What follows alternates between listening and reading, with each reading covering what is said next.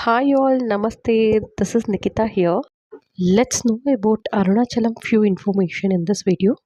ಮೊದಲನೇದಾಗಿ ಬ್ರಹ್ಮ ವಿಷ್ಣು ಮಹೇಶ್ವರ ಇವರ ಮೂವರಲ್ಲಿ ಯಾರು ಉತ್ತಮರು ಅಂತ ವಾದ ನಡೆಯುತ್ತೆ. ಆಗ ಪರಮಶಿವ ದೊಡ್ಡ ಅಗ್ನಿಸ್ತಂಭವಾಗಿ ಪ್ರತ್ಯಕ್ಷನಾಗ್ತಾನೆ.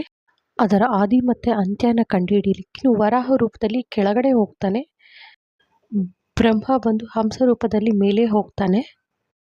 ಇವರು ಯಾರಿಗೂ ಶಿವನ ಆದಿ ಅಂತ್ಯನ ಕಂಡುಹಿಡಿಯೋಕ್ಕೆ ಆಗೋದಿಲ್ಲ. ಆಗ ಇಬ್ಬರು ಶರಣಾಗ್ತಾರೆ ಶಿವನಿಗೆ. ಅಗ್ನಿ ಜ್ಯೋತಿಯ ಆ ನಂತರ ಅರುಣಾಚಲಂ ಆಗಿ ಪರಿವರ್ತನೆ ಆಗಿದೆ ಅಂತ ಸ್ಕಂದ ಪುರಾಣದಲ್ಲಿ ಹೇಳ್ತಾರೆ. ಇಲ್ಲಿ ಅರುಣಾಚಲ ಅಂದರೆ ಅರುಣ ಅಂದರೆ ಕೆಂಪು ಜ್ಯೋತಿ ಅಂತ ಅರ್ಥ. ಅಚಲ ಅಂದರೆ ಬೆಟ್ಟ ಅಂತ ಅರ್ಥ ತಗೊಳತ್ತೆ. ಸೊ ಇದು ಅಚಲವಾದ ದಿವ್ಯ ಜ್ಯೋತಿಯ ಬೆಟ್ಟ ಅಂತಾನೆ ಹೇಳ್ಬೋದು. ಎಲ್ಲ ಕಡೆ ಗರ್ಭಗುಡಿಯಲ್ಲಿ ದೇವ್ರಿರ್ತಾರೆ ಅಂತ ಗೊತ್ತು, ಆದರೆ ಇಲ್ಲಿ ಬೆಟ್ಟದ ರೂಪದಲ್ಲಿ ಆ ಪರಮಶಿವ ಇದ್ದಾನೆ ಅಂತ ತಿಳ್ಕೊಬೋದು. ಅದಕ್ಕೆ ಇಲ್ಲಿ ಹೇಳ್ತಾರೆ ಅರುಣಾಚಲಂ ಗಿರಿ ಪ್ರದಕ್ಷಿಣೆ ಮಾಡಿದ್ರೆ ಆ ಶಿವನನ್ನೇ ನೋಡಿದಷ್ಟು ಪುಣ್ಯ ಬರುತ್ತೆ ಅಂತ. ಗಿರಿ ಪ್ರದಕ್ಷಿಣೆ ಆದ ನಂತರ ಅರುಣಾಚಲಮಲ್ಲಿ ಕೂತು ಧ್ಯಾನ ಸ್ಥಿತಿಯಲ್ಲಿ ಇದ್ದಾಗ ಕೆಲವರಿಗೆ ಅವರ ಪೂರ್ವ ಜನ್ಮದಲ್ಲಿ ಹೇಗಿದ್ರು ಅನ್ನೋದು ವಿಷಯ ಸಹ ಗೊತ್ತಾಗುತ್ತಂತೆ. ಹಾಗೆ ಅರುಣಾಚಲಮಲ್ಲಿರೋ ಗುಹೆಗಳಲ್ಲಿ ಈಗಲೂ ಕೆಲವು ಸಾಧುಗಳು ಸೂಕ್ಷ್ಮ ರೂಪದಲ್ಲಿ ಜೀವಿಸ್ತಿದ್ದಾರೆ, ತಪಸ್ ಮಾಡ್ತಿದ್ದಾರೆ ಅಂತಲೂ ಹೇಳ್ತಾರೆ. ಅದನ್ನೆಲ್ಲ ಕೆಲವರು ಎಕ್ಸ್ಪೀರಿಯನ್ಸ್ ಸಹ ಮಾಡಿದಾರಂತೆ. ಅರುಣಾಚಲಮಲ್ಲಿ ಅಷ್ಟ ದಿಕ್ಕುಗಳ ಸಂಕೇತವಾಗಿ ಅಷ್ಟಲಿಂಗಗಳನ್ನ ಸಹ ಪ್ರತಿಷ್ಠಾಪನೆ ಮಾಡಿದ್ದಾರೆ. ನಾವು ಗಿರಿ ಪ್ರದಕ್ಷಿಣೆ ಹಾಕುವಾಗ ಇದನ್ನು ನೋಡ್ಬೋದು.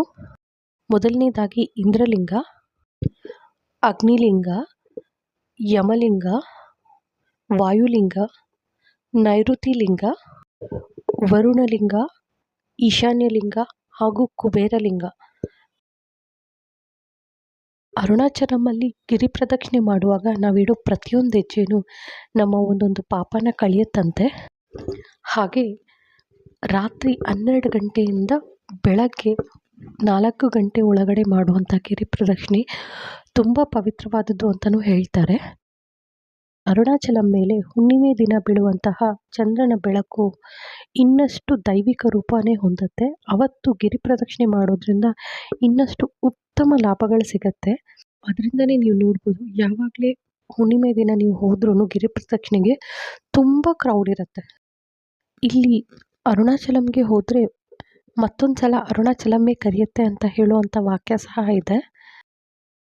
ಅರುಣಾಚಲಮಲ್ಲಿ ಪೂಜಿಸುವಂತಹ ಶಕ್ತಿ ರೂಪವಾದ ಅಮ್ಮನವರು ಅಂದರೆ ಪಾರ್ವತಿ ದೇವಿಯನ್ನ ಉಣ್ಣಾಮುಳೈ ಅಮ್ಮನವರು ಅಂತ ಕರೀತಾರೆ. ಅಮ್ಮನವರು ಸಂತಾನ, ವೈವಾಹಿಕ ಜೀವನ, ಕುಟುಂಬದಲ್ಲಿ ಶಾಂತಿ, ಇವನ್ನೆಲ್ಲ ಕರುಣಿಸ್ತಾಳೆ. ಅಮ್ಮನವರು ಕೈಲಾಸದಿಂದ ಬಂದು ಇಲ್ಲಿ ತಪಸ್ಸನ್ನು ಆಚರಿಸಿ ಆ ಶಿವನಲ್ಲಿ ಐಕ್ಯಳಾಗಿದ್ದಾಳೆ ಅನ್ನುವಂತಹ ಮಾತು ಸಹ ಇದೆ. ನನಗೆ ಗೊತ್ತಿರೋ ಅಷ್ಟು ಇನ್ಫಾರ್ಮೇಷನ್ನ ನಾನಿಲ್ಲಿ ಶೇರ್ ಮಾಡಿದ್ದೀನಿ.